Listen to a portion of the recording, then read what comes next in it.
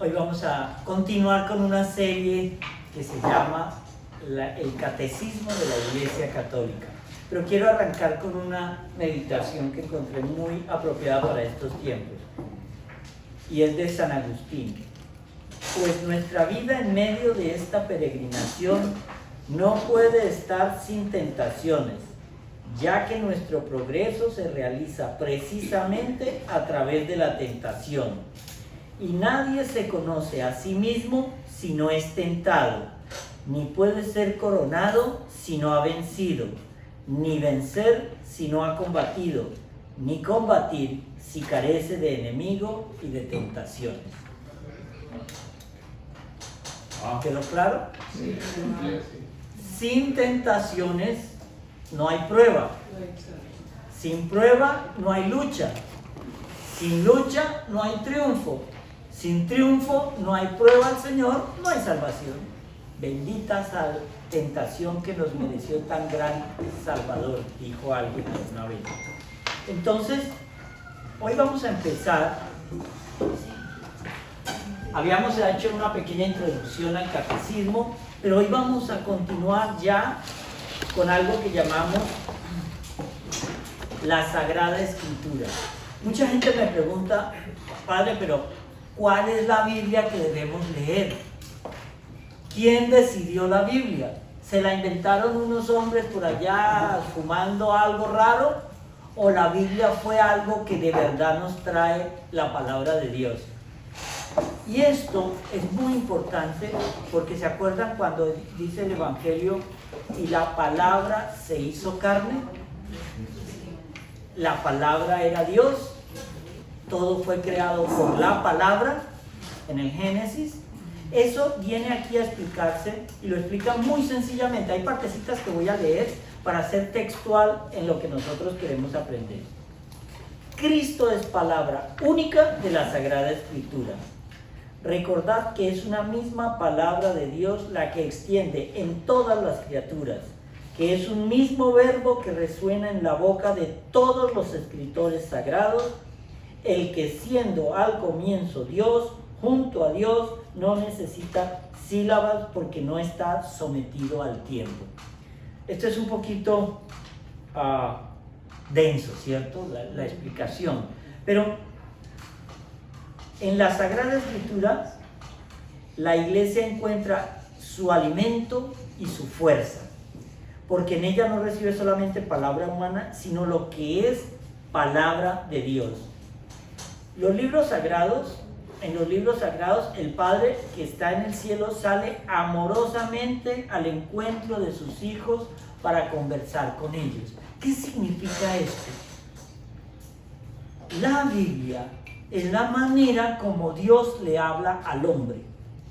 La oración es la manera como el hombre le habla a Dios. Entonces, muchas veces, cuando hablamos de la tentación, y vemos qué papel juega en la tentación la palabra de Dios, ya cuando hemos entendido la esencia, volvemos a coger esto y les vuelvo a leer lo mismo y verá que todo habrá tenido una diferente interpretación. Mire esto tan lindo. Miren el concepto de la palabra como que es Cristo. Nuestra vida en medio de esta peregrinación no puede estar sin tentaciones. Nosotros toda la vida seremos tentados, desde que tenemos uso de razón hasta unos segundos o minutos después de la muerte, porque la última gran tentación está en el momento de la muerte, cuando el diablo se aparece a cobrar. Él cobra todo. Y le va a dar por piso todo. Ok, ¿sabe qué? Acuérdese cómo lo llama el Señor, el gran acusador. Es que lo que más rabia da con el diablo es que incita a que pequemos. Pero una vez que hemos pecado, se aparece ante Dios. ¿Sí ven? ¿Sí ven? Miren, este que era santo, miren. Eso fue lo que le hizo a Job, con la diferencia que Job aguantó. Pero es que nosotros somos débiles. No tenemos la fortaleza. Y sobre todo, no estamos tan cerca de Dios como creemos. He aquí esa palabra sabia que dice que el hecho de no hacer nada malo no te hace bueno. ¿Sí ves? Porque lo que más mata al hombre es la indiferencia. Yo estoy bien y el resto pastillitas de problema suyo. Porque yo estoy bien, mi familia está bien, mi entorno está bien, mi casa está bien, no me importa de la puerta para afuera, no me importa nada. Ese es el camino perfecto a la condenación. ¿Por qué? Porque la indiferencia, mire, hoy el Evangelio hablará sobre el Padre Nuestro. Las primeras 3 frases del Padre Nuestro es cómo restablecer nuestra comunicación con Dios. Las otras 4 es cómo restablecer nuestra relación con el prójimo. Sin una relación con el prójimo, no hay Dios, no hay conocimiento de Dios. Porque yo no puedo decir que amo a Dios, a quien nunca he visto, si no amo a mi hermano, a quien estoy viendo. ¿Sí me explico? Por eso en esta época de Cuaresma, anoche lo decíamos en la misa, es el tiempo perfecto para encontrar un atajo al encuentro con el Señor, una vía al encuentro con Dios. Porque es el tiempo del ayuno, es el tiempo de la limosna y es el tiempo de la oración. Cuando nosotros entendemos que somos pecadores y reconocemos, mire, si ustedes no se dan cuenta cómo empieza la misa, yo confieso ante Dios Todopoderoso que soy un pecador. Ese es el acto de humildad más grande que hay. Por eso la iglesia está construida sobre siglos y siglos y siglos de sabiduría, pero es una sabiduría que parte única y exclusivamente de la Biblia. No más. Cualquiera que venga a la Biblia a cambiar una coma, ya está fuera. Maldito aquel que cambiara el sentido de la Biblia, nos dice alguno de los padres de la iglesia. Entonces entender, cuando dice aquí, nuestro progreso se realiza precisamente a través de la tentación. Y nadie se conoce a sí mismo si no es tentado. Ni puede ser coronado si no ha vencido. Ni vencer si no ha combatido. Ni combatir si carece de enemigo y de tentaciones. Si yo jamás he sido sometido a una tentación, el Padre Nuestro no dice, no nos dejes tentar, sino no nos dejes caer. Eso es diferente. La tentación siempre va a estar ahí. Siempre. Alguien decía muy sabiamente, creo que era San Juan Crisóstomo, que la compulsión, la concupiscencia del pecado, siempre la vamos a tener. No importa si yo tengo 7 años o soy un viejo de 110 años. Esa búsqueda no es como búsqueda, sino esa pulsión natural a pecar va a estar ahí. Pero también está la gracia de Dios, que es la que nos permite vencer la tentación. Mire, esto todos son pruebas. Por ejemplo, yo soy por naturaleza glotón y no puedo resistir la tentación de un chocolate. Y ustedes van a decir, hoy empiezo el ayuno el ayuno de Cuaresma. Les aseguro que va a venir un tío, un amigo y les va a regalar el chocolate. El que nunca le han regalado en toda su vida. A mí me encantan las bolitas de cangrejo. Me encantan. Todo mundo me invita cuando estoy en ayuno. Cuando estoy haciendo ayuno. ¿Por qué? Porque sabe que Johnston Krause es caro. Lo invito. ¿Sí ven? La tentación es cuando tú te crees más fuerte. Porque, como dice San Pablo, el demonio anda como león rugiente viendo a ver a quién va a devorar. Y normalmente caemos, la cadena más fuerte se rompe siempre en el eslabón más débil. No importa que sean así de gruesos, hay uno débil, por ahí se rompe. Entonces el demonio sabe de qué pata cojeamos. Él sabe lo que decimos pero no sabe lo que pensamos. El único que puede meterse en el corazón y en la mente del hombre es Dios, porque Él sí nos conoce desde adentro. Entonces, por eso, encontrar todo esto en el catecismo de la Iglesia es una belleza. Si nosotros nos leyéramos de verdad este librito, entenderíamos la belleza que es la Iglesia católica. Una iglesia construida sobre la sabiduría de cientos y miles de años. La Biblia es inspiración y verdad. Pero como la Santa Madre Iglesia, según la fe de los apóstoles, reconoce que todos los libros del Antiguo y del Nuevo Testamento, con todas sus partes, son sagrados y canónicos, en cuanto que escritos por inspiración del Espíritu Santo, tienen a Dios como autor y como tales han sido confiados a la Iglesia. Una pregunta. Sí. Esa misma Biblia, esos mismos libros sagrados fueron traducidos de muchísimos idiomas y pasados por muchísima gente. Esta es la belleza. Mira. Y usted dice que si le cambia una coma, ya pierde, o Sí, maldito el que le cambie una coma, claro, a la palabra de Dios.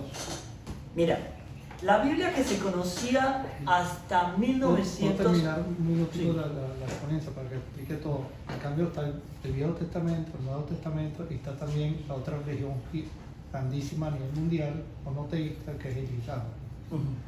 Los musulmanes argumentan de que nosotros somos infieles, porque no creemos, ellos creen que Jesús fue un profeta enviado por Dios, pero después de Jesús vino Mohammed, y Alá es el mismo Dios que todos tenemos. Mira. Entonces nosotros somos infieles porque no creemos en la palabra, en los libros sagrados de ellos, Ya sino idea. creemos en nuestro, que ha pasado por muchísimas manos, y el de ellos es escrito en árabe original, en el mismo idioma que Mohammed lo escribió. No, mira, Perdón la interrupción. No, pero eso es sería- importante porque estamos hablando de la Biblia. Mire, la Biblia de los 70, lo que llamamos, la Biblia se divide en dos grandes bloques: el Antiguo Testamento y el Nuevo Testamento. El Antiguo Testamento fue escrito todo en hebreo antiguo y algunos en arameo. Y el Nuevo Testamento fue escrito casi todo en griego koiné, ¿cierto? El Antiguo Testamento, lo que llamamos nosotros Antiguo Testamento, es la reunión de varias tradiciones judías. Por ejemplo, los 5 primeros libros, Génesis, Éxodo, Levítico, Números y Deuteronomio, nosotros los cristianos los llamamos Pentateuco en griego, Penta, 5 teucos, libro. Esos mismos libros, sin que se le cambie una coma, los judíos los llaman la Torá, en hebreo la ley. Pero también nosotros tenemos los libros históricos, los libros proféticos, los libros sapienciales, y eso, tan complejo de esos libros es lo que nosotros llamamos Antiguo Testamento.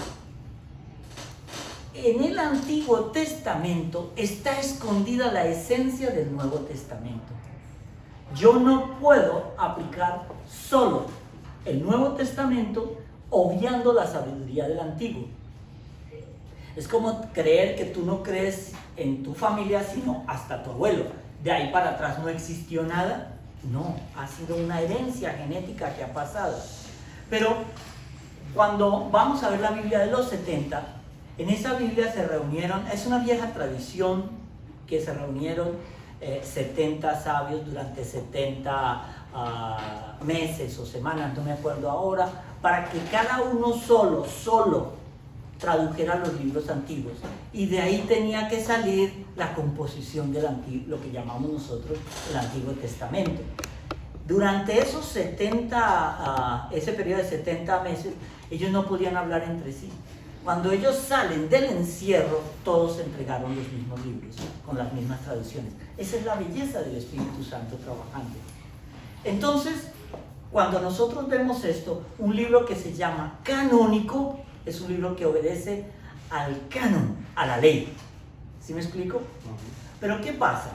Cuando nosotros vemos que nuestros hermanos de las otras religiones protestantes quitan libros, mueven libros, suspenden, cambian nombres, ahí estamos cometiendo un error. La Iglesia Católica ha logrado a través de los padres de la Iglesia, a través del colegio apostólico, siempre llevar eso a buen término. Ya llegar al Islam es algo muy tardío, porque eso ocurre apenas en el siglo VI.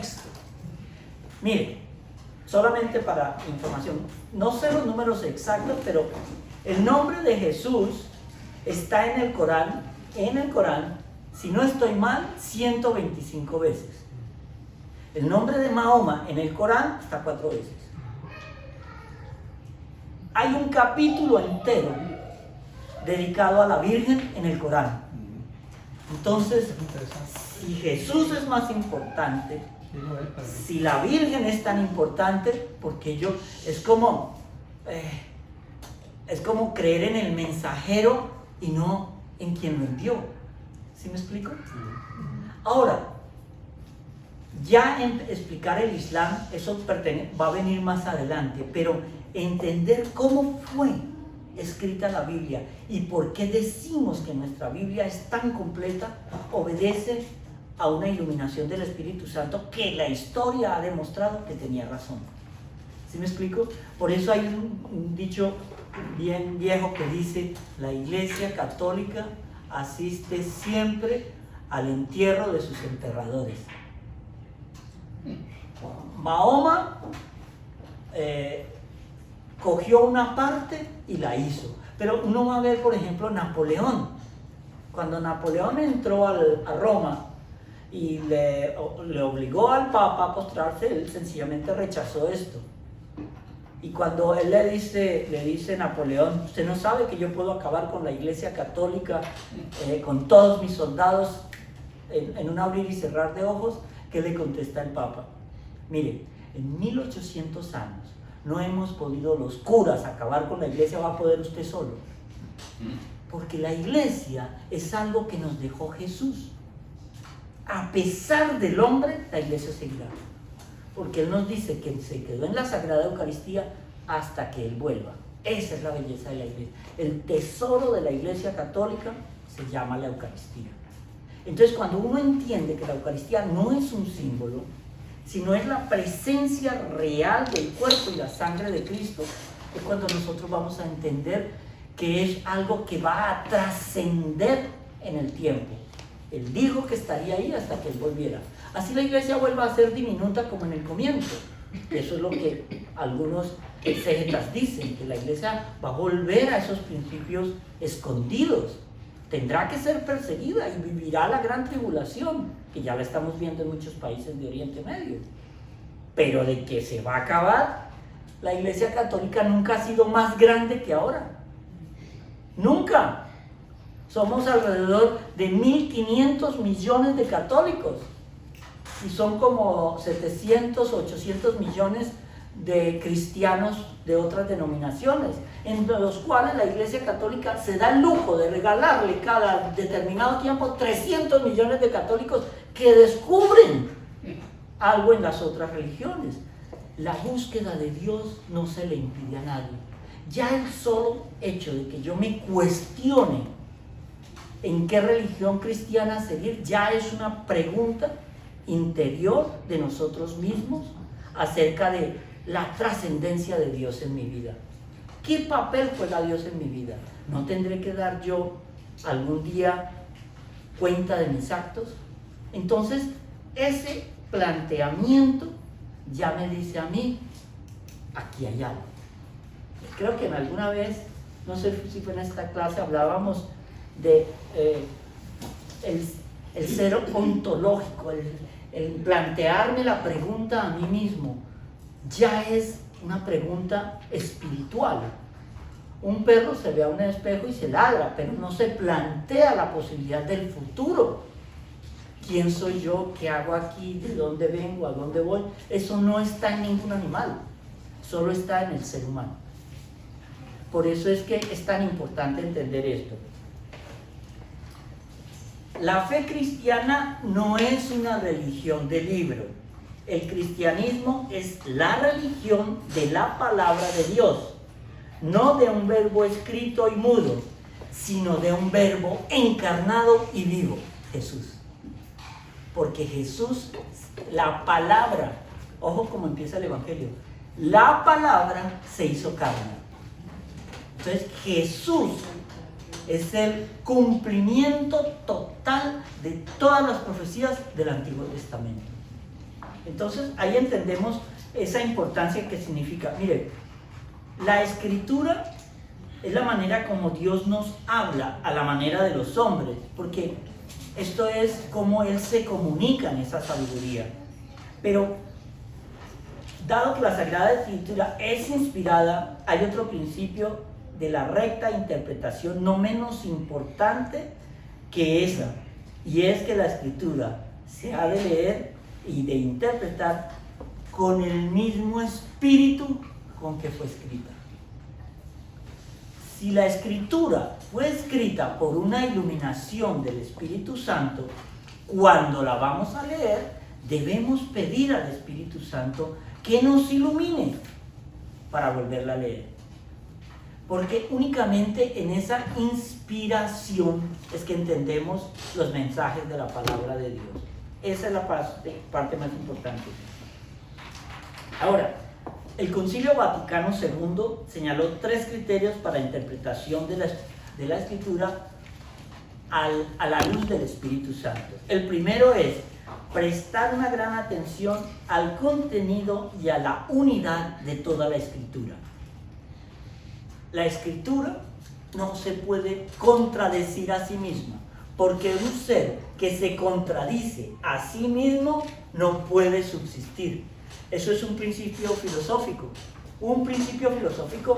básico en el cual algo que es verdad no se puede contradecir a sí mismo, porque si no pierde toda su validez. Y aquí esa unidad de la Escritura tiene que corresponder a la verdad. No podemos decir, no, es que Jesús hoy es Dios y mañana es criatura. No, son conceptos que no caben aquí. Jesús es 100% Dios y 100% hombre. Él no es miti-miti. Todo en Él es 100%. Entonces, la segunda viene a ser, el corazón de Cristo designa la Sagrada Escritura que hace conocer su corazón. Este corazón estaba cerrado antes de la pasión, porque la Escritura era oscura. Cuando en Isaías vemos que Isaías decía que el Mesías debía ser siervo, que sería crucificado, que le atravesarían una lanza, pero que no le romperían ningún hueso, que sería de la tribu de David, que nacería de una virgen. Eso antes de Cristo era muy nacer de una virgen. ¿Cómo puede alguien nacer de una virgen? No estaba dentro de la lógica elemental de esa época que alguien naciera de una virgen. No está dentro de la lógica que viniera de una tribu, la más chiquita, del pueblo más miserable, de la tribu más chiquita, que era la tribu de Judá.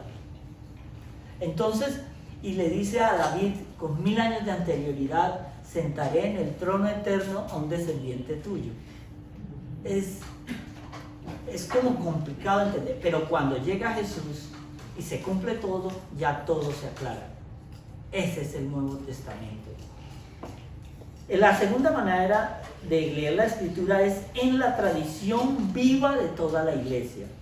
Mire, la Iglesia Católica, si se ha caracterizado siempre, es por el continuo estudio y estudio y estudio de la palabra. Ustedes ven que nosotros en el seminario en teología estudiamos el Evangelio de Mateo con 30.000 interpretaciones, siempre a la luz del Evangelio, siempre a la luz de los cánones de la Iglesia. Pero si yo extrapolo partes del Evangelio y los saco de su contexto, pierde toda validez. ¿Qué es lo que le han hecho muchas veces al Papa Francisco? Le sacan palabras del contexto y tienen otro significado. Entonces eso es lo que nosotros tenemos que ver. ¿Cómo va ese significado de la palabra de Dios? Ahora, ¿cuál es el sentido de la Escritura? Según una antigua tradición se pueden distinguir 2 sentidos: el sentido literal y el sentido espiritual.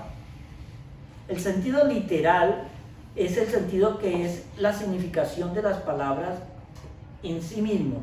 Todos los sentidos de la Sagrada Escritura se fundan en el sentido literal, ¿cierto? ¿Qué dice la palabra? Pero aquí el sentido espiritual va a jugar un aspecto fundamental, porque en el sentido espiritual yo tengo tres maneras de ver ese sentido espiritual: el sentido alegórico, el sentido moral y el sentido anagógico. Bueno, ya los confundí, ¿cierto? Les voy a leer esto para que lo entiendan, para que quede bien claro.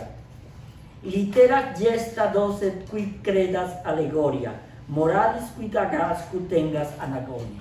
¿Me quedó claro, cierto?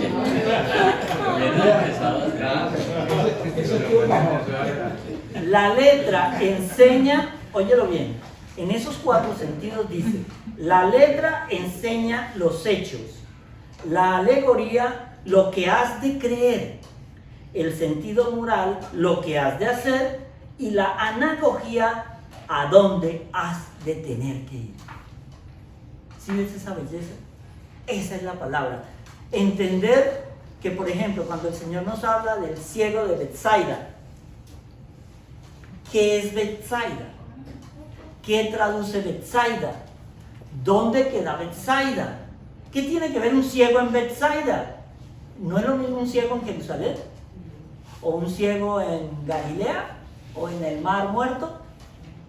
¿Sí ve? Cuando yo entiendo lo literal, paso a la parte alegórica. Cuando el Señor habla de, es que no tiene lógica que yo tenga 100 ovejas, se me pierda una y deje 99 para que se la coman los lobos y me voy por una sola. Eso sí, no tiene lógica. Pero lo que sí tiene alegóricamente lógica es que al Señor le preocupa cada uno de nosotros. Porque cada uno de nosotros forma una pieza fundamental en el plan divino de Dios. Y Él no quiere que ninguna pieza se pierda. Esa es la belleza, porque la tentación es para saber si nosotros somos dignos de la salvación. Él, ya de hecho, nuestro pecado nos hace indignos, pero el sacrificio de Él en la cruz nos hace dignos, hijos adoptivos del Padre y hermanos suyos. En ese momento es que nosotros recuperamos nuestra dignidad de hijos de Dios. Ya dejamos de ser esclavos y pasamos a ser hijos de Dios. Un esclavo no tiene derecho a la herencia, un hijo sí. ¿Podría por favor explicar por qué es tan importante ser hijos de Dios y no esclavos? Por eso, porque estamos heredando el reino de Dios. ¿Un esclavo hereda el reino? Un esclavo recibe lo que el amo le quiere regalar, pero un hijo tiene derecho a reclamar. Un hijo, ya el hecho de que Jesús nos haga hijos adoptivos del Padre, quiere decir que el Padre nos quiere regalar toda su sabiduría, todo su poder, toda su herencia. Como esclavos no somos dignos de heredar, como hijos sí. Pero la Virgen María dijo, aquí la esclava del Señor, pero ese es otro tipo, esa es esclava de la voluntad. ¿Sí me explico? Entonces, ¿qué pasa? Déjeme seguir, que eso ya lo tengo. ¿Cuándo el alegórico, moral y analógico? ¿Cuál es el cuarto? No, el primero es el literal. Ajá, literal. Y luego los tres sentidos espirituales son alegórico, moral y anagógico. Ah, no hay un cuarto. No. Lo que pasa es que ya construidos se ven 4, pero son 1 arriba y 3 abajo. Gracias. Ahora, la tradición apostólica hizo discernir a la Iglesia qué escritos constituyen la lista de los libros santos. Esta lista integral es llamada canon, por eso llaman los libros canónicos. Y comprenden, y esto para aquellos que no lo pelean, un católico va a saberlo a partir de hoy, sobre todo este grupo. El Antiguo Testamento tiene 46 libros y el Nuevo Testamento 27.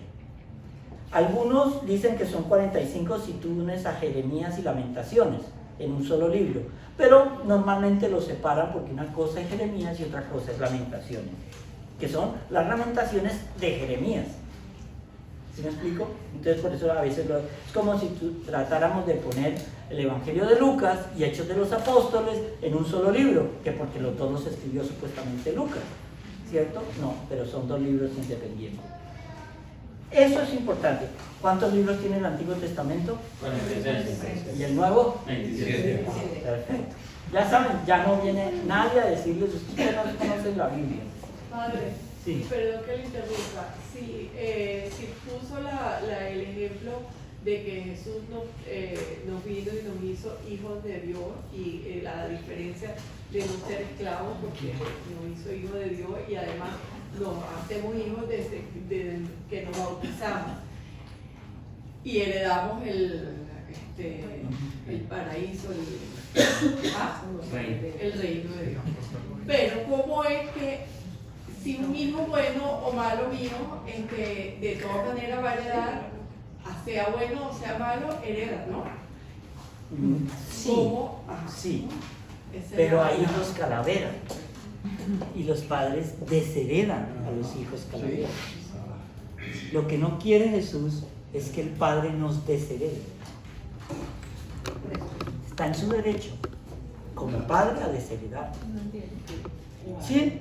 ¿Sí? Por ejemplo, que tengas un hijo que sea drogadicto, que termine robando, que mate y todo eso, y tú mira, si no te corriges te voy a desheredar, en caso de que tengas con qué heredar. Y él no se corrige, le quitas el dinero, para que no compre droga. ¿Cierto? Los desheredas.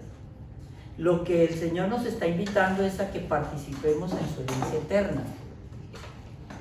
Porque no es que nos merezcamos nada, no nos merecemos nada, todo es gracia. El oxígeno es gracia de Dios. El que camines y veas es gracia de Dios, no es porque te lo merezcas, es gracia de Dios. Tu vida es gracia de Dios. El que Él te haya creado es gracia de Dios. Y aquí avanzamos para ver otra cosa bien linda que les quiero mostrar. Ya los cristianos, mira esto los cristianos veneran el Antiguo Testamento como verdadera palabra de Dios. La Iglesia ha rechazado siempre vigorosamente la idea de prescindir del Antiguo Testamento sobre pretexto de que el Nuevo lo habría hecho caduco. Eso es una herejía que se llama el marcionismo, lo que explicaba antes. Yo tuve un tatarabuelo, no puedo negar ese tatarabuelo por el hecho de que yo solo conocí a mi abuelo. No, aunque yo no lo haya visto, para que mi abuelo existiera, él tuvo que tener un abuelo. No lo puedo negar. Es la historia de la humanidad, ¿cierto? Es lo mismo. Y luego dice, en la formación de los evangelios se pueden distinguir tres etapas. Primero, la vida y la enseñanza de Jesús. Esa es la parte fundamental del evangelio. Luego viene la tradición oral. Acuérdense que cuando Jesús muere y los apóstoles empiezan a evangelizar, no había evangelios. Tan pronto Jesús muere, no había una escritura. Los cristianos rezaban en las sinagogas judías. No habían templos católicos ni cristianos.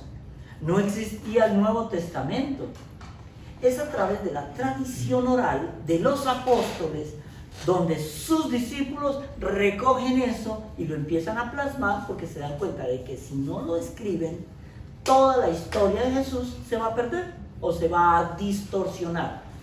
Por eso vemos que, por ejemplo, se calcula que el Evangelio de Mateo, Marcos y Lucas son conocidos como los evangelios sinópticos. Sinópticos quiere decir que obedecen se calcula que estos tres están basados en un documento que se llama el documento Q, que era el primigenio de todos, un documento que nunca apareció, nunca se ha encontrado una copia, pero como todos son tan similares y obedecen a fechas y cosas exactas, los tres se llaman a sí mismos sinópticos, por la sinopsis.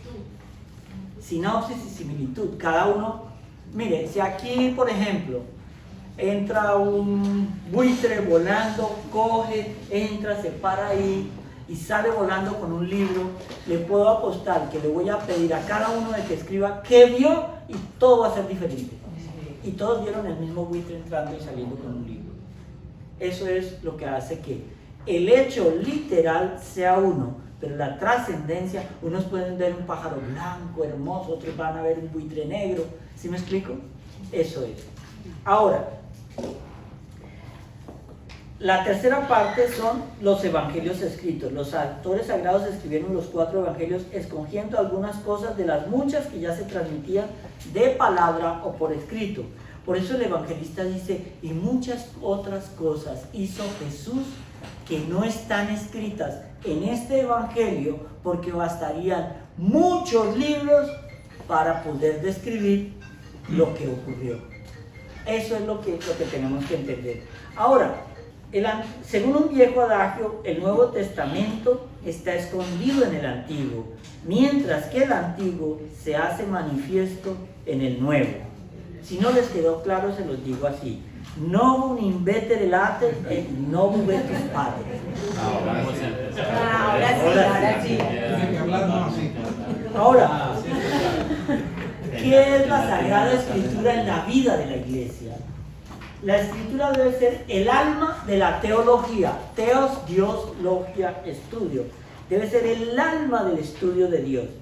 El ministerio de la palabra, que incluye la predicación pastoral, la catequesis, todas las instrucciones cristianas y en un puesto privilegiado la homilía, recibe de la palabra de la Escritura un alimento saludable y por ella que da frutos de santidad. La Iglesia recibe y venera como inspirados los 46 libros del Antiguo Testamento y los 27 del Nuevo. Eso es dogma ya de la Iglesia.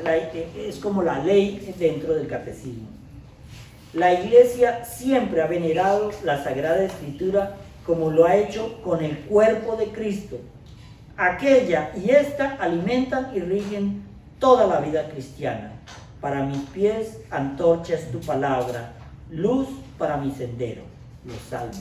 Dejamos por aquí hoy y ya empezamos la próxima semana algo muy lindo que se va a llamar la respuesta del hombre a Dios. En la Biblia es Dios hablándole al hombre. Ahora vamos a ver cómo responde el hombre a ese llamado del Señor, que es la próxima clase.